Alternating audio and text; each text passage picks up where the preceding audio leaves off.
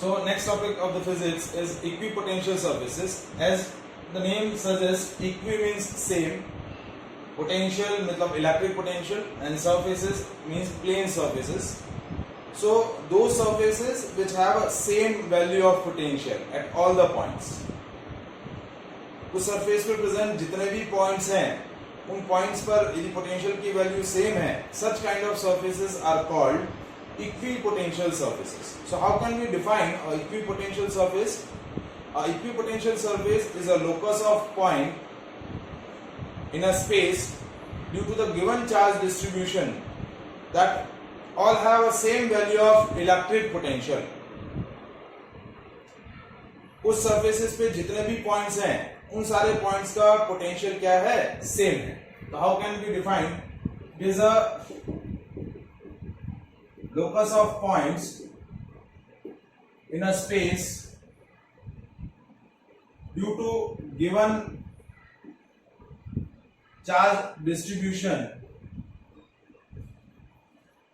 that all have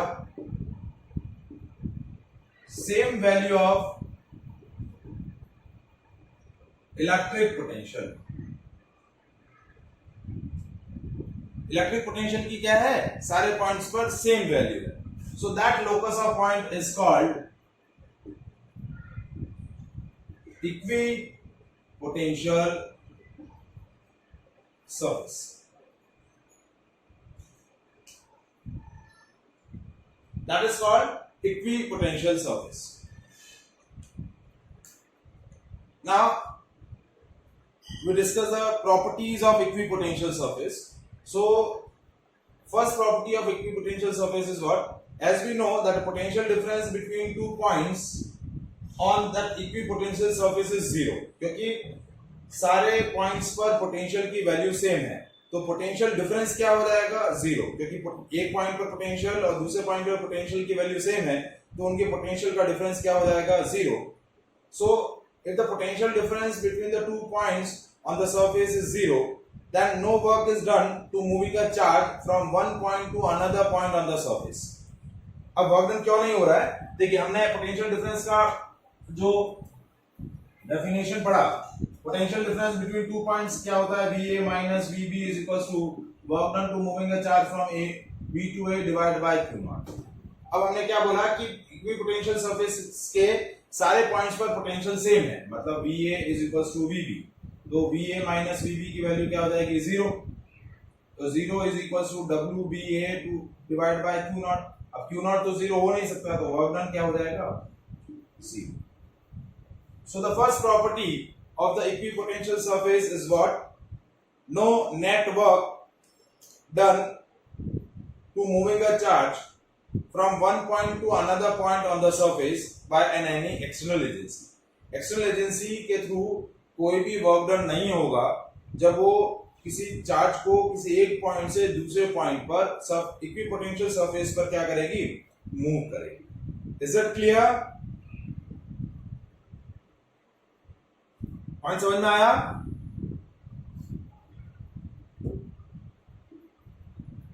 now next point about the equipotential surface, that as we know that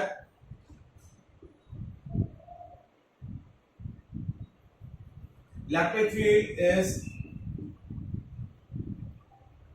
minus dV by dr. आपका electric field क्या होता है? Electric field at any point in a space is negative of potential gradient, यानी negative of decrease in a potential per unit length. Electric field is negative of potential gradient. ठीक है. अब हमारा next जो property है of equipotential surface, अब equipotential surfaces में हमने क्या बोला कि पोटेंशियल डिफरेंस जीरो है. क्या है? पोटेंशियल डिफरेंस जीरो है. तो ये पोटेंशियल डिफरेंस आपको क्या रिलेशन दे रहा है, ये रिलेशन हम यूज करेंगे. देखिए V is equal to minus E dot dr. V is equal to minus E dot dr. तो V की वैल्यू क्या हो गई, minus E dr cos theta. या इस रिलेशन को यूज ना करें, हम ये रिलेशन यूज करें, EV is equal to minus E dot dr, तो dV की वैल्यू 0 है, that is minus E dot dr, E dot dr की वैल्यू क्या हो गई 0, 0 is equal to E dr cos theta, क्योंकि ये दोनों पोजीशन आपके क्या है, वेक्टर क्वांटिटी है, वेक्टर क्वांटिटी का डॉट प्रोडक्ट क्या होता है, A डॉट B क्या होता है, AB cos थीटा। अब देखिए इलेक्ट्रिक फील्ड 0 हो नहीं सकता, पोजीशन वेक्टर 0 हो नहीं सकता, तो 0 क्या होगा, cos थीटा 0, और cos थीटा 0 होगा मींस थीटा क्या होगा 90, क्या होगा theta 90। So that numerical thing gives the second property of the equipotential surface. That second property is what? That electric field is always perpendicular to the equipotential surface. Theta क्या है 90 degree है, तो theta 90 degree का मतलब क्या हुआ, that electric field is always perpendicular to the equipotential surfaces, या electric field lines are always perpendicular to the equipotential surfaces। जो भी हम सिस्टम की वजह से, किसी भी सिस्टम की वजह से इलेक्ट्रिक फील्ड्स लाइन ड्रॉ करेंगे, तो इलेक्ट्रिक फील्ड लाइंस हमेशा क्या होंगी, इक्विपोटेंशियल सर्फेसेस के क्या रहेंगी, परपेंडिकुलर रहेंगी। So that is an important relation, important property of about the equipotential surfaces. तो पहला प्रॉपर्टी क्या था कि किसी भी चार्ज को आप एक पॉइंट से दूसरे पॉइंट मूव करेंगे इक्विपोटेंशियल सर्फेस पर, तो कोई भी वर्क डन नहीं करना पड़ेगा। दूसरा पॉइंट है electric field or electric field lines are always perpendicular to the equipotential surfaces. Third point, that equipotential surfaces are used to determine the direction of electric field. जैसा कि हमने बोला कि इलेक्ट्रिक फील्ड लाइंस या electric field हमेशा equipotential surfaces के perpendicular होती है, तो इक्विपोटेंशियल सर्फेसेस की हेल्प से हम क्या कैलकुलेट कर सकते हैं, क्या डिटरमाइन कर सकते हैं, the direction of field at that point और एट दैट स्पेस। किसी भी स्पेस पर आपको इक्विपोटेंशियल सर्फेसेस दे रखी है, तो उस स्पेस में इक्विपोटेंशियल सर्फेसेस को ऑब्जर्व करके हम क्या कर सकते हैं, उस स्पेस में इलेक्ट्रिक फील्ड की डायरेक्शन डिटरमाइन कर सकते हैं।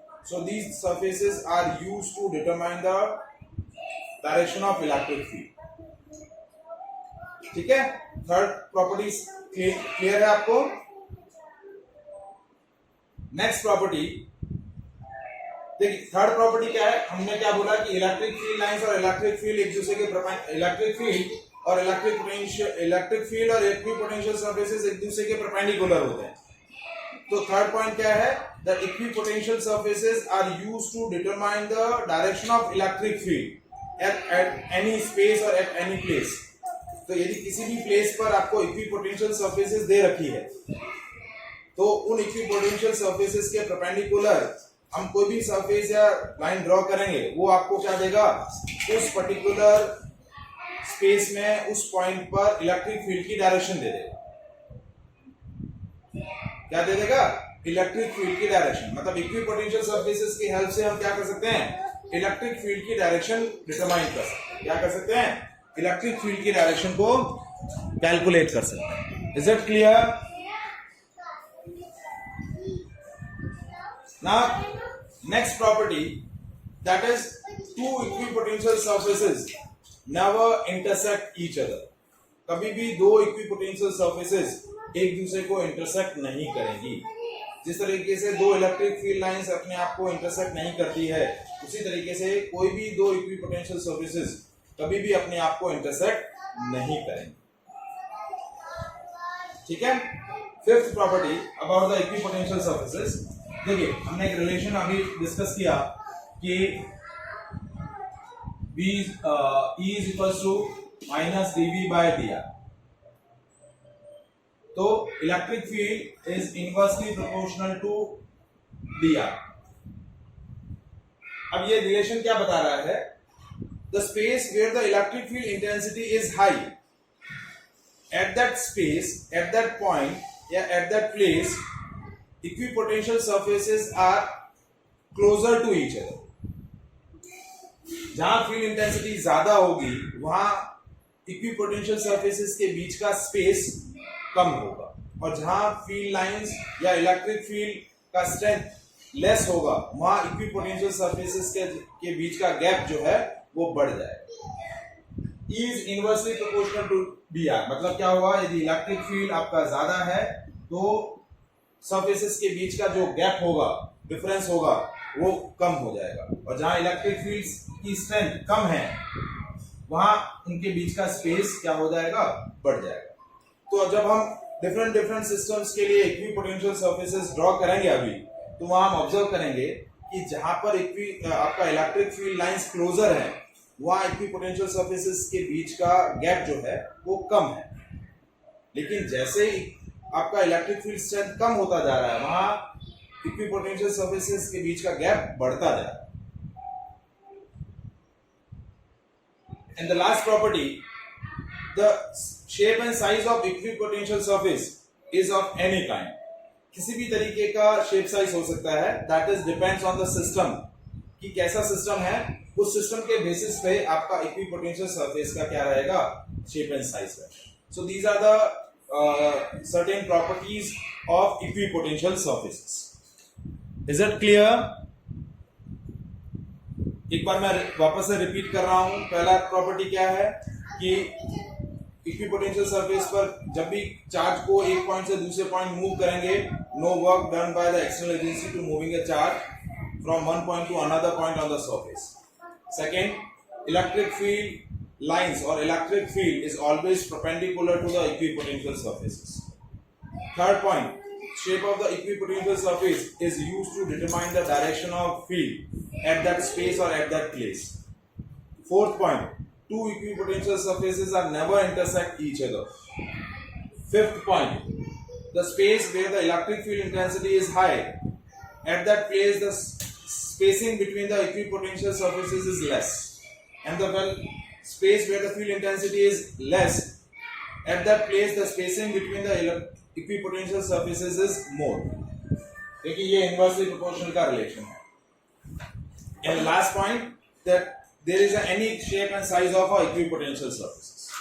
Equipotential surface का कोई भी shape और size possible हो सकता है। Is it clear?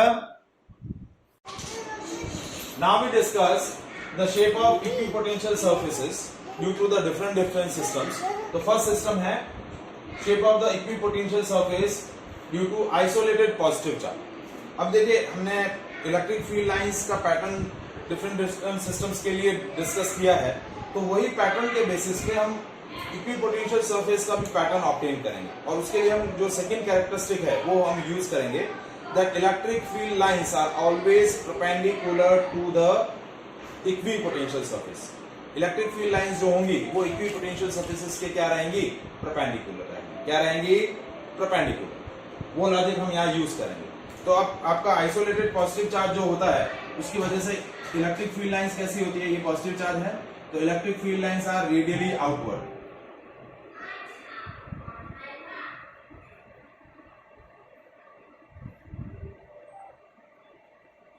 इस तरीके से आपका इक्विपोटेंशियल इलेक्ट्रिक फील्ड लाइंस का नेचर होता है या इलेक्ट्रिक फील्ड लाइंस का पैटर्न होता है due to the isolated positive charge. तो अब हम क्या करेंगे, इसके परपेंडिकुलर सरफेसेस ड्रॉ करेंगे, क्योंकि इलेक्ट्रिक फील्ड लाइंस जो है और इक्विपोटेंशियल सरफेसेस हमेशा परपेंडिकुलर है। तो हम कैसे ड्रॉ करेंगे, देखिए आप एक राउंडर ले लीजिए, ठीक है। राउंडर से आप क्या करिए, पर्टिकुलर लेंथ के आप क्या करिए, आर्क कट करिए। जैसे सपोज मैं एक राउंडर यूज करता हूं, वेट करिए एक सेकेंड। देखिए कैसे अब शेप आपको ड्रॉ करना है। आप क्या करिए, राउंडर से आप क्या करिए, परपेंडिकुलर आर्क यहाँ ड्रॉ कर लीजिए इस तरीके से। तो आर्क कैसे ड्रॉ हुए, देखिए हमने एक पर्टिकुलर क्रॉस सेक्शन, ये इक्विपोटेंशियल सरफेस जो होगी वो इलेक्ट्रिक फील्ड लाइंस के हमेशा परपेंडिकुलर रहेगी। देखिए ये रेड कलर के जो मार्क मैंने लगाए हैं परपेंडिकुलर, उन सारे मार्क्स को आप ज्वाइन कर लीजिए।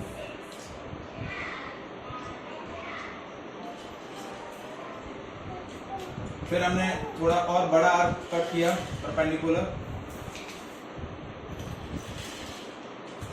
ठीक है। अब इन सारे पॉइंट्स को हमने ज्वाइन किया।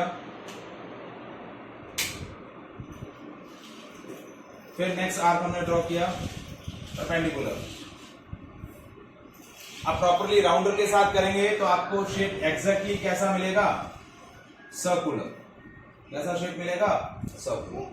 Now the shape of equipotential surface due to the isolated positive charge is concentric circles. कैसा होगा shape? Concentric circles. That is the shape of equipotential surface.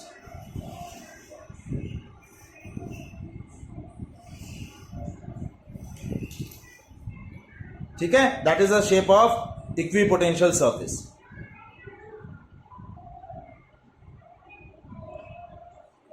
Is it clear? समझ में आया?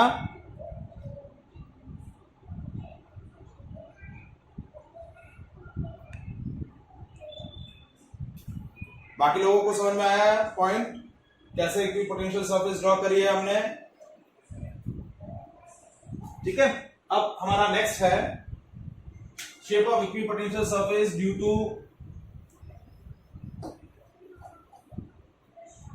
Uniform electric field.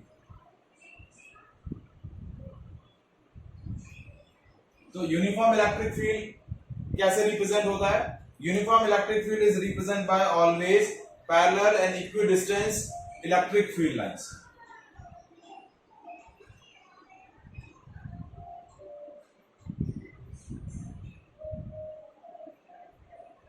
ठीक है. इस तरीके से हमने पैरेलल और equidistance electric field lines draw कर ली. ये इलेक्ट्रिक फील्ड लाइंस है. तो इलेक्ट्रिक फील्ड लाइंस के परपेंडिकुलर आपको क्या करना है? सरफेस ड्रॉ करनी. तो ये परपेंडिकुलर, ये 90, ये 90, ये 90, ये 90. ठीक है. फिर इस तरीके से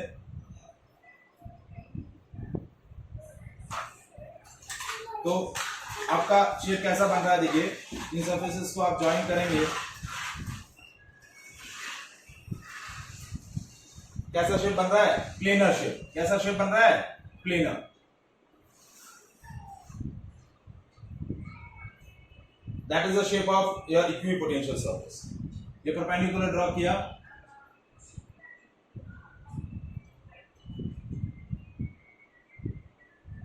इलेक्ट्रिक फील्ड लाइंस के जस्ट परपेंडिकुलर आपको ड्रॉ करना है. जो आपकी इलेक्ट्रिक फील्ड लाइंस है उसके परपेंडिकुलर एक आर्क ड्रॉ करना है. ऐसा स्ट्रेट, जैसे ये लाइन है, ऐसा एक परपेंडिकुलर इस तरीके से आपको ड्रॉ करना है. और फिर उन सारे लोकस को आप ज्वाइन कर दो, तो ये आपका शेप हो जाएगा.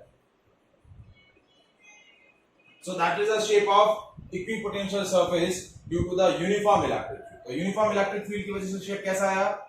Plane surface. That is the shape of equipotential surface. Is that clear?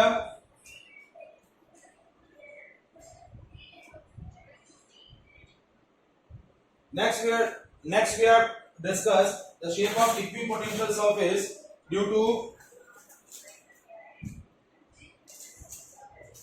a dipole.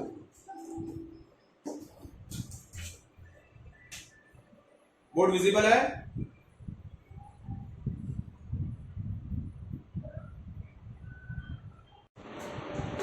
Now equipotential surfaces due to dipole. So to construct the equipotential surfaces due to the dipole, first we draw the pattern of electric field lines. Now dipole is what? A pair of equal and opposite charges separated by a finite distance. So that pair of equal and opposite charges is called dipole. Now as we know that opposite charges attract each other, so electric field lines जो होंगी they contract lengthwise. longitudinally क्या होंगी? Electric field lines इस तरीके से contract हो जाएंगी. जो ब्लैक कलर की आपको लाइंस दिख रही है, ये इलेक्ट्रिक फील्ड लाइंस आपकी इस तरीके से पॉजिटिव से नेगेटिव की तरफ, पॉजिटिव चार्ज से रेडियली आउटवर्ड होंगी, नेगेटिव चार्ज से रेडियली इनवर्ड रहेंगी. तो इस तरीके से electric field lines length wise क्या हो रही है? कॉन्ट्रैक्ट हो रही है. So that contraction indicates the attraction. क्या इंडिकेट कर रहा है? अट्रैक्शन. अब इस तरीके से ये पॉजिटिव चार्ज से रेडियली आउटवर्ड जा रही है, नेगेटिव चार्ज से रेडियली इनवर्ड आ रही है. That pattern we have discussed earlier in the pattern of electric field lines due to the dipole. अब यहाँ बेसिकली हमें क्या डिस्कस करना है? The shape of equipotential surface due to the dipole. अब यहाँ शेप देखिए, यहाँ मैंने शेप ऑलरेडी यहाँ कंस्ट्रक्ट किया हुआ है. ठीक है. शेप कैसा आ रहा है? कॉन्सेंट्रिक सर्कल्स के फॉर्म में आ रहा है. लेकिन देखिए कॉन्सेंट्रिक सर्कल्स कैसे बन रहे हैं, मैं इस साइड वाला मैंने इसलिए रिमेनिंग रखा है, मैं आपको ड्रॉ करके बता रहा हूँ। बीच में आपकी एकदम स्ट्रेट लाइन आएगी, क्योंकि हम पहले भी एक आर्टिकल डिस्कस कर चुके हैं electric potential due to dipole. तो electric potential due to dipole क्या था, Vp is equal to Kp cos theta upon r square minus k square cos square theta. और जब थीटा 90 डिग्री होता है तो आपका पोटेंशियल क्या आता है, जीरो। तो डाइपोल के इक्वेटोरियल लाइन पर जितने भी पॉइंट्स होंगे उन सारे पॉइंट्स पर पोटेंशियल क्या होगा, जीरो होगा। So all the points have a same value of potential, so that surface is called equipotential surface। तो ये जो बीच वाली लाइन दिख रही है आपको, ये भी एक इक्विपोटेंशियल सरफेस, क्या है, इक्विपोटेंशियल सरफेस। इस तरीके से हमने परपेंडिकुलर ड्रॉ किए हैं, एकदम सेंटर जो ओ से पास हो रहा है, ये आपका इक्विपोटेंशियल सरफेस हो गया एकदम स्ट्रेट। अब देखिए इस साइड में इक्विपोटेंशियल सरफेस कैसे ड्रॉ कर रहा हूं, कॉन्सेप्ट जो आपकी इलेक्ट्रिक फील्ड लाइन है उसके परपेंडिकुलर ड्रॉ कर रहा हूं, सेम लाइन पे।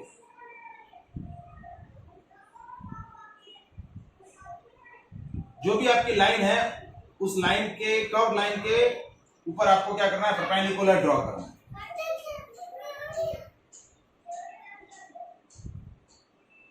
जैसा कि हमने यहां देखा, हमने पहले भी एक पॉइंट डिस्कस किया था कि electric field is inversely proportional to the separation.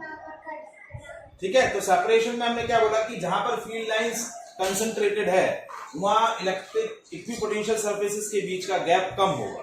तो देखिए यहां पर आपका इलेक्ट्रिक फील्ड जो है वो कंसंट्रेटेड है, क्या है, कंसंट्रेटेड है। तो फील्ड लाइन इक्विपोटेंशियल सरफेसेस के बीच का गैप कम है, और वही पीछे की साइड में देखिए गैप बढ़ता जा रहा है। गैप बढ़ता क्यों जा रहा है, क्योंकि electric field lines are far apart from each other. Field intensity is decreases, field intensity decreases है तो दो या दो से ज्यादा इक्विपोटेंशियल सरफेसेस के बीच का गैप जो है वो बढ़ता जाएगा। अब देखिए यहां पर फिर ड्रॉ कर रहा हूं मैं,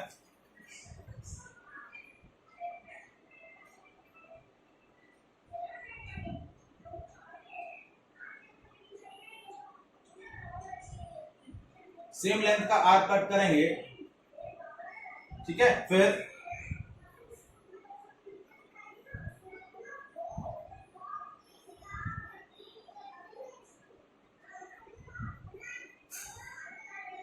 so that is the pattern of equipotential surfaces due to the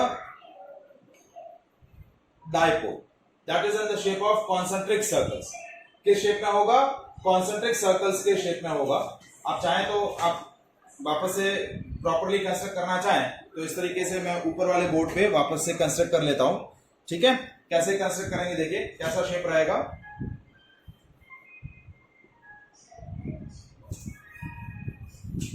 ये पॉजिटिव चार्ज, ये negative charge,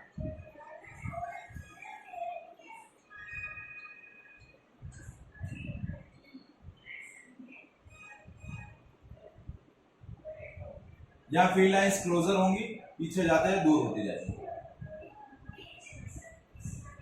so that is a pattern. Similarly यहां पर भी ऐसे ही ड्रॉ करेंगे।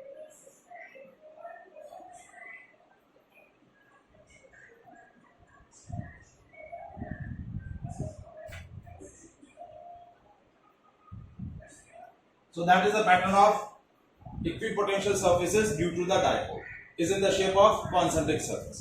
और दो equipotential surfaces कभी भी एक दूसरे को इंटरसेक्ट नहीं करेगी। बीच में आपका ये जो सेंटर पॉइंट होगा, यहाँ पर आपका एकदम प्लेनस इक्विपोटेंशियल सरफेस आएगा, क्योंकि इस पॉइंट्स पर, यहाँ जितने भी पॉइंट्स होंगे वहां सारे पॉइंट्स पर आपका पोटेंशियल क्या होगा, जीरो रहेगा। क्या रहेगा, जीरो रहेगा। इज इट क्लियर, समझ में आया? That is a shape of equipotential surfaces due to dipole। Any doubt in that part?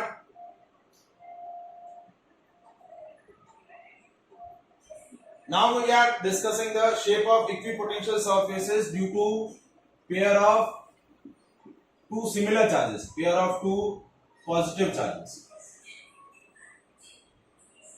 दो पॉजिटिव चार्जेस की वजह से कैसा पेयर फॉर्म, कैसा आपका फॉर्मेट बनेगा वो हम देखते हैं, ठीक है। तो कैसे, देखिए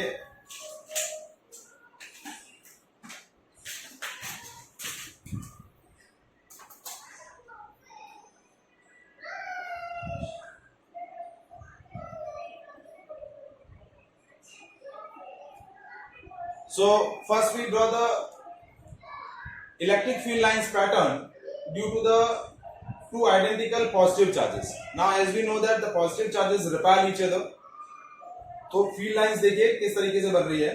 पॉजिटिव चार्जेस की वजह से रेडियली आउटवर्ड, दूसरे पॉजिटिव चार्ज से भी रेडियली आउटवर्ड। अब यहाँ देखिए, यहाँ फील्ड लाइन ज्यादा कंसंट्रेटेड है, काउंट आउटवर्ड है लेकिन ज्यादा कंसंट्रेटेड है। जैसे जैसे नजदीक आएंगी फील्ड लाइंस, क्योंकि सिमिलर चार्जेस रिपेल कर रहे हैं, तो फील्ड लाइंस एक दूसरे से क्या हो रही हैं, they repel each other, so they expands themself breadth wise. मतलब वो एक दूसरे को क्या करेगी, ब्रेथ वाइज वो एक्सपांड होंगी। लेंथ वाइज वो कॉन्ट्रैक्ट होती हैं, ब्रेथ वाइज वो क्या होती हैं, एक्सपांड होती हैं। सो दे एक्सपांड देमसेल्फ ब्रेथ वाइज। तो इस तरीके से जैसे जैसे फील्ड लाइंस नजदीक आएंगी वैसे वैसे एक दूसरे को रिपेल करेंगे। तो यहाँ फील्ड लाइंस ज्यादा कंसंट्रेटेड है, इस रीजन में भी और इस रीजन में भी। तो फील्ड लाइंस जैसा हमने बोला कि जिस जगह पर फील्ड लाइंस ज्यादा कंसंट्रेट होंगी, eight that place electric field intensity is more, electric field intensity is more then आपका दो इक्विपोटेंशियल सरफेसेस के बीच का गैप कम होगा। तो देखिए यहाँ गैप आपका कम है, यहाँ गैप कम है, यहाँ गैप बढ़ता जा रहा है। यहाँ गैप क्या हो रहा है, बढ़ रहा है, क्योंकि फील्ड लाइंस जो है वो फार अपार्ट है, स्ट्रेंथ वीक है, स्ट्रेंथ वीक है तो स्पेसिंग बढ़ती जाएगी। ठीक है, अब यहाँ कैसे मैंने इस साइड का ड्रॉ किया हुआ है, इस साइड का आपको ड्रॉ करके बता रहा हूं।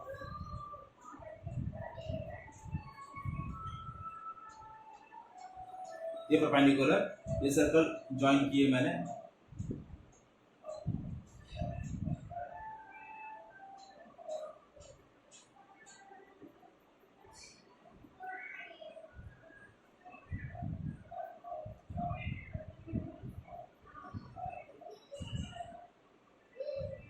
ठीक है, इस तरीके से। अब यहाँ एक दूसरे को टच कर रहे हैं। इसके बाद यदि आप ड्रॉ करेंगे इक्विपोटेंशियल सरफेसेस, तो इक्विपोटेंशियल सरफेसेस इस तरीके से क्या हो जाएंगी, जॉइंट हो जाएंगी, दोनों के लिए कंबाइंड हो जाएगी। दे नेवर इंटरसेक्ट, इस तरीके से यहाँ टच होगी, इंटरसेक्ट नहीं करेगी। इसके बाद जो भी बनेगी वो कंप्लीट सर्कल इस तरीके से बन जाएगा। तो पैटर्न कैसे बना देखिए, यहाँ मैं पैटर्न यदि आप प्रॉपर्ली ड्रॉ करूं पूरा पैटर्न, तो पैटर्न कैसे हो रहा है, ये पॉजिटिव चार्ज है और ये पॉजिटिव चार्ज है, ठीक है।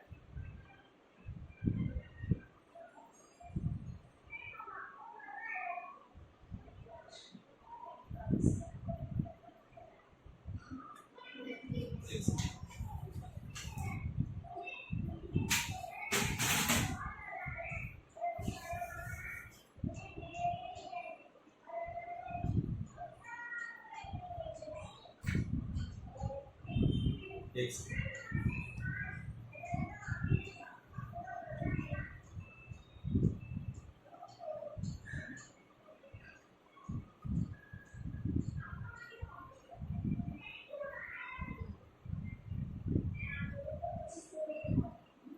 so that is the exact shape of equipotential surfaces due to pair of two positive charges. इस तरीके से ये कंबाइंड इक्विपोटेंशियल सरफेस आ जाएगी दोनों के लिए। So that is the shape of equipotential surfaces due to a pair of two positive charges. Is it clear? ठीक है, ये पॉजिटिव चार्जेस की वजह से ऐसा आ रहा है। अभी डाइपोल की वजह से मैंने अभी पैटर्न बनाया ही था, वापस से यहाँ ड्रॉ कर लेता हूं। डाइपोल की वजह से कैसा हुआ है, पॉजिटिव, ये नेगेटिव, तो कैसा पैटर्न बन रहा है देखिए।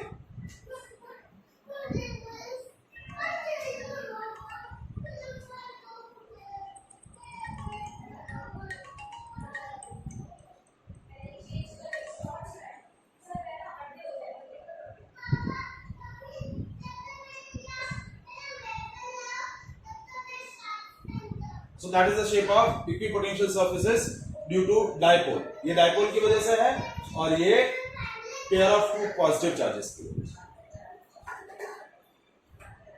So shape of equipotential surfaces of any kind depends on the system. ठीक है, जैसा सिस्टम रहेगा उसके ऊपर आपका क्या रहेगा, शेप और साइज रहेगा। Is it clear?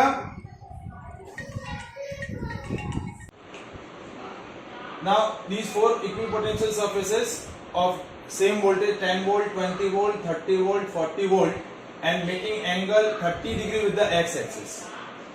ठीक है, ये जो गैप वापस से बता रहा हूं, ये 0 centimetre, then 10 centimetre, 20 centimetre, 30 centimetre and that is 40 centimetre. ठीक है, सो इन दोनों सब के बीच का ये जो गैप है वो कितना हो गया, ये 10 सेंटीमीटर, ये भी 10 सेंटीमीटर। ठीक है, और वोल्टेज का डिफरेंस भी कितना है, 10 सेंटीमीटर।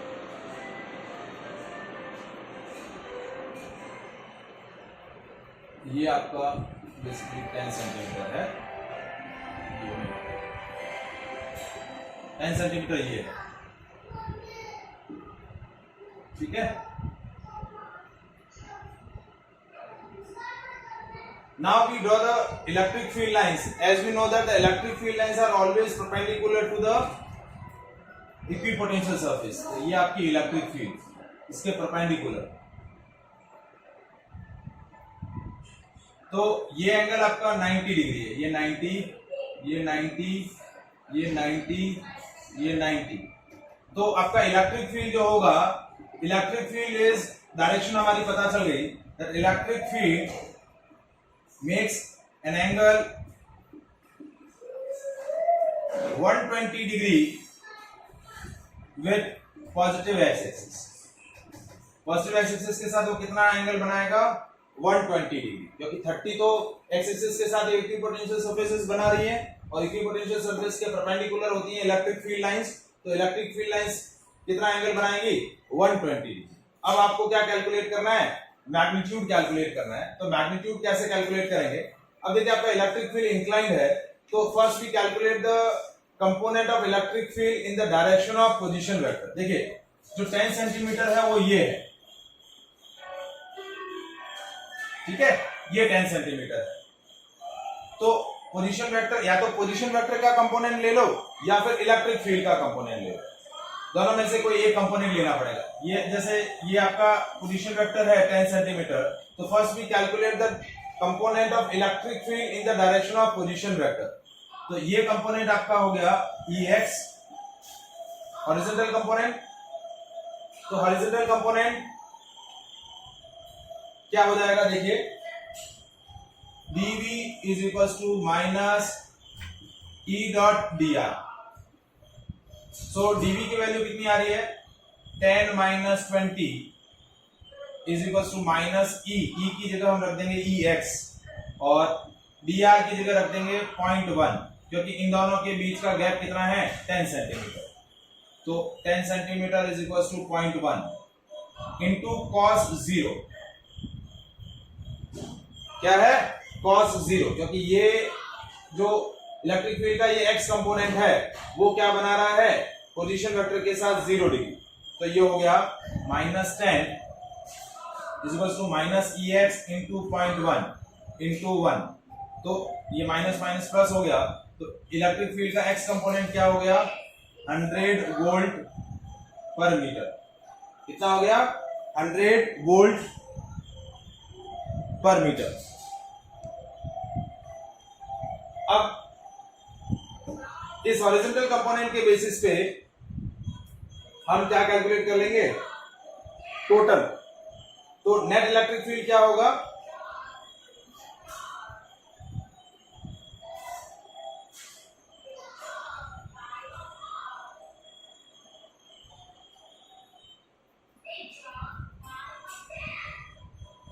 नेट इलेक्ट्रिक, ये Ex आ गया। इसी तरीके से Ey कैलकुलेट करेंगे तो वो हो जाएगा E साइन 30। तो Ey कैलकुलेट करने के बजाय हम E कैलकुलेट कर लेते हैं। इलेक्ट्रिक फील्ड कैसे कैलकुलेट करेंगे, ये Ex की वैल्यू आ गई आपकी 100 वोल्ट पर मीटर। तो now this Ex is equals to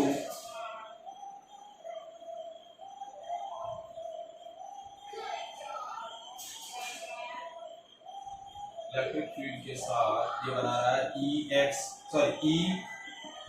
cos 60 degree, क्योंकि ये 30 और इसका ये जो कंपोनेंट है ये वाला, ये पूरा इलेक्ट्रिक फील्ड है। तो ये Ex है तो ये कितना हो जाएगा 60। तो EX कितना आया 100 volt per metre into E is equal to E into cos 60 की वैल्यू 1/2। तो E की वैल्यू क्या आ जाएगी 2 इंटू 100। तो टोटल फील्ड कितना आ जाएगा 200 वोल्ट पर मीटर। कितना आ जाएगा 200 volt per metre. That is the total strength of electric field.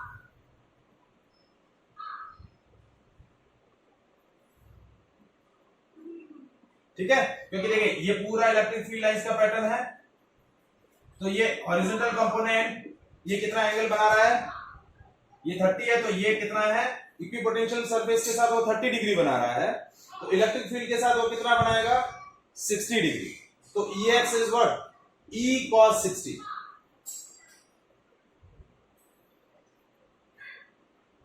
ठीक है, तो EX की जगह रख दिया 100 इंटू 1/2।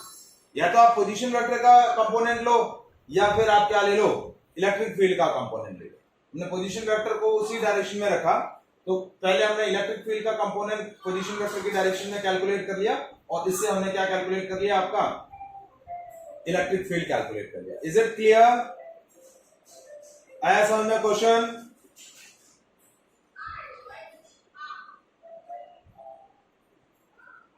कौन सा वाला? Next question on the equipotential surface. Again same, you just find out the magnitude and direction of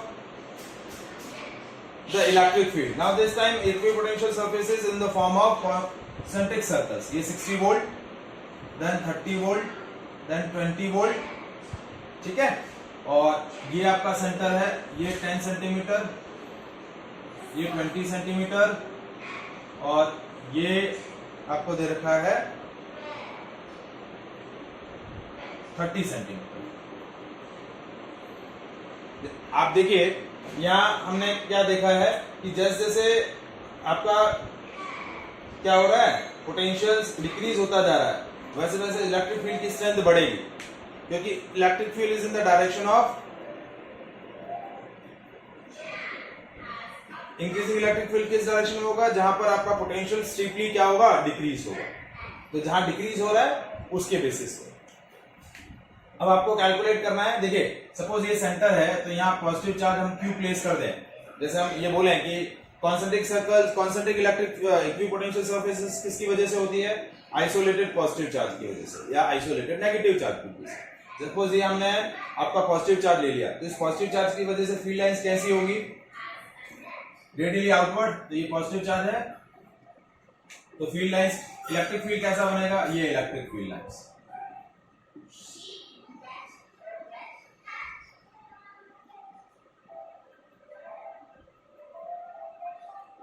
electric field lines कैसे होंगी इस तरीके से आउटवर्ड। तो ये आपका ये इक्विपोटेंशियल सरफेस और इलेक्ट्रिक फील्ड लाइंस के बीच का आपका क्या बन गया, ये इलेक्ट्रिक फील्ड लाइंस और ये इक्विपोटेंशियल सरफेसेस एक दूसरे के परपेंडिकुलर ड्रॉ हो गए। अब मुझे मैग्नीट्यूड और डायरेक्शन पता करना है। तो डायरेक्शन तो आपको पता चल गई, electric field is radially outward. क्या होगा रेडियली आउटवर्ड है, जैसे क्योंकि आपकी इक्विपोटेंशियल सरफेसेस कॉन्सेंट्रिक सर्कल्स के फॉर्म में है, तो electric field is radially outward. अब आपको इलेक्ट्रिक फील्ड कैलकुलेट करना है, तो इलेक्ट्रिक फील्ड कैसे कैलकुलेट करेंगे, या हम थोड़ा सा डिफरेंट अप्रोच यूज करेंगे। डिफरेंट अप्रोच क्या यूज कर रहे हैं, देखिए कि ना जैसे जैसे आपका गैप बढ़ रहा है वैसे वैसे क्या हो रहा है पोटेंशियल आपका डिक्रीज होता जा रहा है। तो as you know that the electric potential due to point charge is kq by r। Electric potential due to point charge is kq by r। तो हम पोटेंशियल और क्या करें डिस्टेंस का प्रोडक्ट करें, तो वो क्या होगा k इंटू क्यू। अब k ऑलरेडी आपका क्या है कांस्टेंट है, और q आपका क्या है चार्ज है, उसकी वैल्यू भी फिक्स है, तो वो भी कांस्टेंट होगी। तो v इंटू आर का जो प्रोडक्ट है वो क्या हो गया कांस्टेंट, और v इंटू आर का ये जो प्रोडक्ट है वो एक कांस्टेंट टर्म हो गई। तो कांस्टेंट टर्म कैसे कैलकुलेट करेंगे, देखिए यदि सपोज ये वाली सरफेस लें, तो ये सरफेस 60 वोल्ट की है, इस सरफेस पे सारे पॉइंट 60 वोल्ट पर है और उनका सेंटर से गैप कितना है 10 सेंटीमीटर यानी 0.1 मीटर, तो 60 इंटू 0.1 तो कितना हो गया 6 वोल्ट इंटू मीटर। क्या है 6 वोल्ट इंटू मीटर। ठीक है। नेक्स्ट, यदि ये सरफेस लें तो यहाँ 30 और इस सरफेस की सेंटर से डिस्टेंस कितनी है 20 सेंटीमीटर यानी 0.2 यानी 6 volt into metre. Next point लें तो 20 into 0.3 again 6 volt per metre, यानी आपका V इंटू आर का जो आपका प्रोडक्ट आ रहा है वो क्या आ रहा है कांस्टेंट आ रहा है। अब electric field due to point charge क्या होता है E is equal to KQ by R square. क्या होता है KQ बाय R स्क्वायर। तो आपका इलेक्ट्रिक देखिए KQ की वैल्यू फिक्स आ रही है तो आपका इलेक्ट्रिक फील्ड क्या हो जाएगा 6 बाय R स्क्वायर। तो that is your value of electric field due to this equipotential surface. Magnitude हो जाएगा 6 by R square and the direction is radially outward. क्या होगी radially outward. Is it clear 6 volt per metre by R square. Is it clear किस तरीके से calculate हुआ है। ठीक है। So these variety of questions basic. The next topic of unit is relation between electric field and electric potential. Now as we know that each and every charged particles create a field around it, and due to that another charged particle experiences a force of attraction or repulsion. That space or that region is called electric field, and the electric potential is a cause of flow of charges, that is the amount of work done performed by the external agency to moving a test charge from infinity to that point. Infinity से किसी particular point तक move करने के लिए जो work done होता है that work done per unit charge is called electric potential, and electric field is force per unit test charge. Electric force experience by per unit test charge is called electric field. अब इन दोनों parameters में क्या relation होता है वो relation हम already पहले भी डिराइव कर चुके हैं, that is work done conservative field force. इसके अंदर ये पॉइंट हम डराइव कर चुके हैं, उसी को बस हम थोड़ा सा रिलेट कर रहे हैं वापस। सो relation between electric field and electric potential is also known as line integral of electric field. This topic is also known as line integral of electric field. Now as we know that when we taking a suppose if you are taking a positive point charge, the field produced by this positive point charge is non-uniform and that is always directed away from the charge. ठीक है। जैसे एक point charge हमने Q लिया, इसके through जो field create होगा वो नॉन यूनिफॉर्म रहेगा and that is always directed away from the charge. Electric field की डायरेक्शन जो रहेगी वो क्या रहेगी हमेशा away from the charge.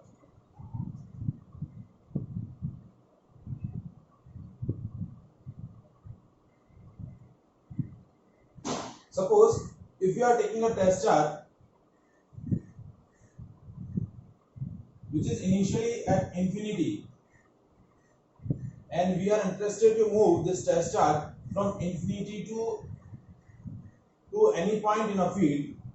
At any point in a field is, let's suppose that point we are taken is point P. Now we are interested to move this test charge from infinity to that point P. तो इस moment में क्या करना है हमें work done calculate करना है that how much work is done by the external agency. अब एक्सटर्नल एजेंसी वर्क क्यों करेगी ऑलरेडी हम पहले भी डिस्कस कर चुके हैं, क्योंकि ये पॉजिटिव चार्ज है और ये आपका पॉजिटिव चार्ज है तो दोनों एक दूसरे को रिपेल करेंगे। फील्ड की डायरेक्शन और इलेक्ट्रिक फोर्स की डायरेक्शन दोनों क्या रहेगी away from the charge. Electric force is Q not E। तो एक्सटर्नल फोर्स जो एक्सटर्नल एजेंसी एक्सर्ट करेगी that external force is minus Q naught. External agency move this test charge from infinity to any point P against the electric forces.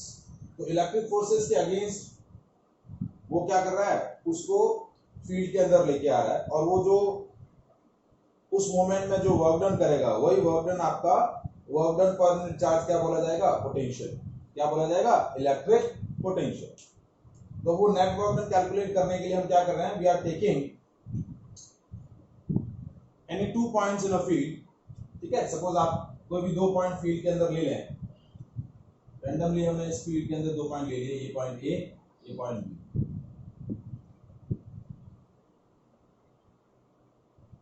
ठीक है, और हमने place क्या किया कि सपोज पॉइंट ए बी आपने जो यहाँ लिए हैं, उस बजाय पॉइंट ए बी यहाँ भी ले सकते हैं, इस लाइन के अलाउंग भी ले सकते हैं। सपोज आप चाहें तो पॉइंट ए बी यहाँ भी ले लें, सपोज पॉइंट ए यहाँ ले लिया और पॉइंट बी यहाँ ले लिया, और ये आपका जो डिस्प्लेसमेंट है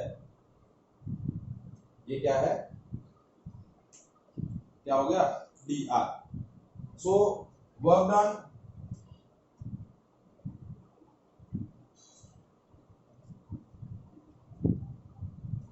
to moving Q naught charge from smaller displacement dr कितना होगा, dw external, that is f external dot dr। f external की वैल्यू क्या है, minus q naught E dot d r. F external की वैल्यू क्या है, minus q naught E into d r. ठीक है, तो ये वर्क डन आ गया। This smaller work done per unit test charge, ये क्यू नॉट जो है मैंने इस तरफ ट्रांसफर कर दिया, that is equal to minus E dot d r. Now that smaller work done per unit test charge is called potential difference between 2 points A and B। क्योंकि work done per unit charge is called potential, तो ये smaller work done है, smaller work done per unit charge is called potential difference। dW by Q naught क्या हो जाएगा, dV, and that dV is equals to minus E dot dR।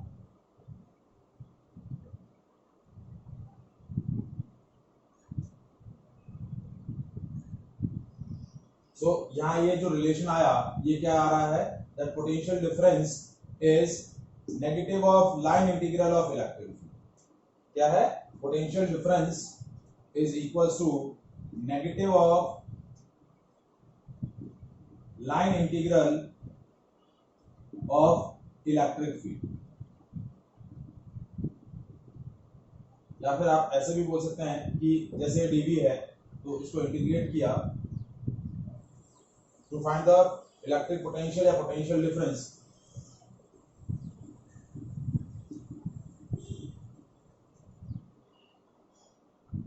ठीक है, from point A to point B, तो V की value क्या आ गई,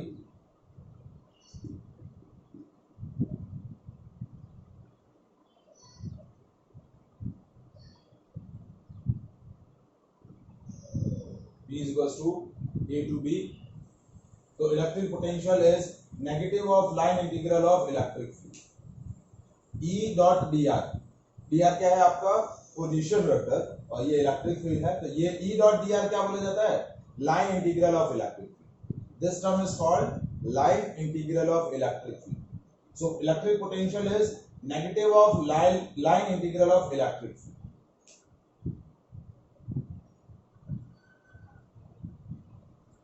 ठीक है, अब ये जो रिलेशन है उसी से दूसरा एक रिलेशन डिराइव कर रहे हैं, that dV is equals to minus E dot dr।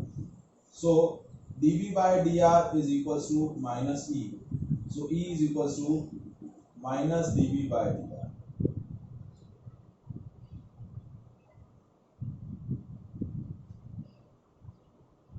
तो इलेक्ट्रिक फील्ड क्या हुआ, that is change in potential per unit length या decrease in a potential per unit length। dv क्या है, dv is a change in potential, dr is change in length, और negative है तो ये क्या बोला जाएगा, decrement in a potential. So electric field क्या हुआ, electric field is negative of potential gradient.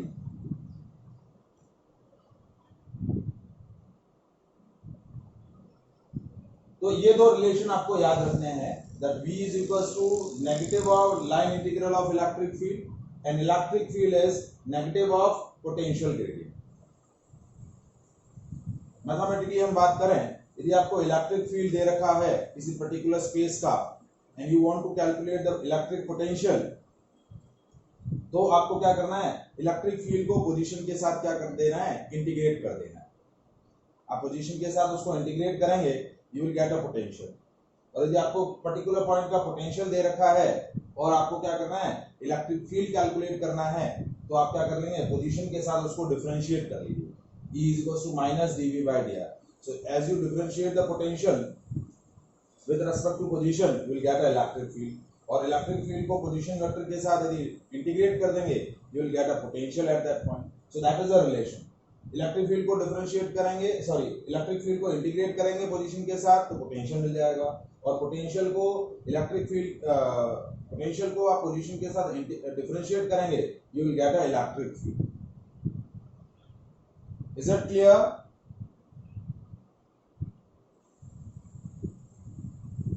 ठीक है। अब यहाँ एक ये जो रिलेशन आ रहा है that E is equals to minus dV by dr, that gives a important relation between electric field and electric potential। ठीक है, देखिए इलेक्ट्रिक फील्ड आपको क्या बता रहा है, electric field is negative of potential difference per unit length। Means क्या बोल रहा है, that the direction of increased electric field in a space is where the potential decreases steeply। Means यदि किसी भी पर्टिकुलर स्पेस में यदि आपको electric field, increasing electric field की डायरेक्शन को क्या करना है, एग्जामिन करना है, तो इलेक्ट्रिक पोटेंशियल उस पॉइंट या उस प्लेस पर ज्यादा होगा जहां पर potential per unit length decrease हो रहा। जैसे suppose if I am taking a uniform electric field, ठीक है, जैसे मैंने बोला कि that is my electric field, direction of increasing electric field, ये मेरी क्या है, direction of increasing electric field है। now if I am taking any 2 points in a field, ये पॉइंट A लिया और ये पॉइंट B लिया, so at what point the electric potential is more। दो पॉइंट हमने फील्ड में लिए हैं, पॉइंट A और पॉइंट B, तो पॉइंट ए और पॉइंट बी में से किस पॉइंट का पोटेंशियल ज्यादा रहेगा, बता सकते हैं आप, इन दोनों पॉइंट में से किस पॉइंट का पोटेंशियल ज्यादा होगा। ये पॉइंट ए है, ये पॉइंट बी है, किस पॉइंट का पोटेंशियल ज्यादा रहेगा,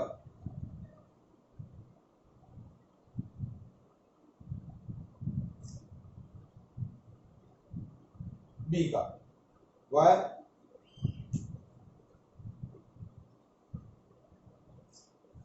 एनी रीजन,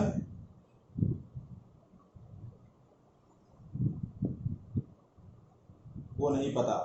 देखिए पॉइंट बी के बजाय पॉइंट ए का पोटेंशियल ज्यादा रहेगा, potential at point A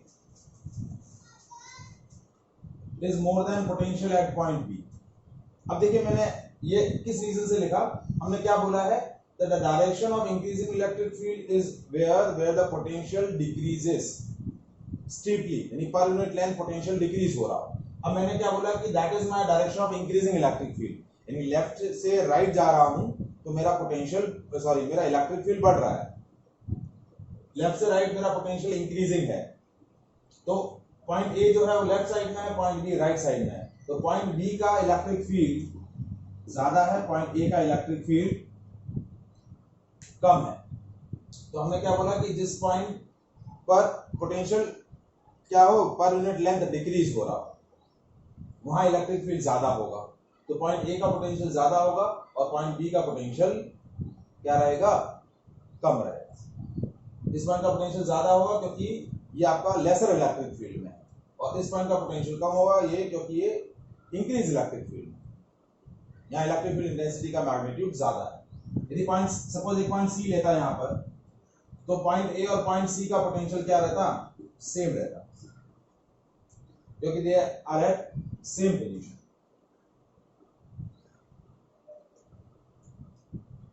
is it clear? देखिए पॉइंट ए का पोटेंशियल ज्यादा होगा पॉइंट बी के कंपैरिजन में। ज्यादा क्यों है? क्योंकि point when the field is in a 1D, यदि आपका इलेक्ट्रिक फील्ड वन डायमेंशनल है, यानी इलेक्ट्रिक फील्ड एक ही लाइन में है, तो इलेक्ट्रिक फील्ड का रिलेशन क्या हो जाएगा, E is equal to minus dV by dr। क्या हो जाएगा, minus dV by dr। But यदि आपका इलेक्ट्रिक फील्ड क्या है, थ्री डायमेंशनल है। थ्री डायमेंशनल मतलब ये उसके तीन कंपोनेंट्स हैं। जैसे electric field is Ex I cap plus Ey J cap plus Ez K cap, तो आपका इलेक्ट्रिक फील्ड क्या हो जाएगा, एक्स एक्सिस डायरेक्शन में, that is minus del V by del x, that is known as del V by del x, या that is also known as debar V by debar x, that is called partial differentiation. क्या बोलते हैं, partial differentiation. जब भी आपका potential जो होगा x y z coordinate में रहेगा और उसको x के रेस्पेक्ट में डिफरेंशिएट करेंगे, तो वेरिएबल x के अलावा बाकी सारे वेरिएबल क्या होंगे, at a instant constant consider किए जाएंगे। ठीक है, Ey क्या होगा, minus del V by del z, sorry del y, और Ey हो जाएगा minus del V by del y, और Ez क्या हो जाएगा, minus del V by del z। This is called partial. To obtain a value of electric field at x axis direction क्या हो जाएगा, del V by del x। Differentiate the potential with respect to x, differentiate the potential with respect to y, you will get a Ey, or differentiate the potential with respect to z, you will get a Ez। ठीक है, तो जब आपका 3D field रहेगा तो इस according आप क्या कैलकुलेट करेंगे,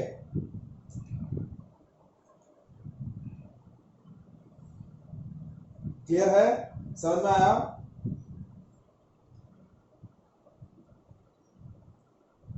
any doubt in that part?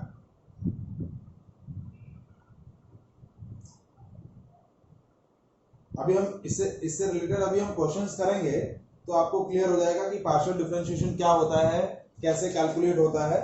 ठीक है, वो अभी हम इसमें कैलकुलेट करने वाले हैं, इससे रिलेटेड क्वेश्चंस अभी हम करेंगे, तो आपको पॉइंट क्लियर हो जाएगा कि कैसे पार्शियल डिफरेंशिएशन हो रहा है। Is that clear?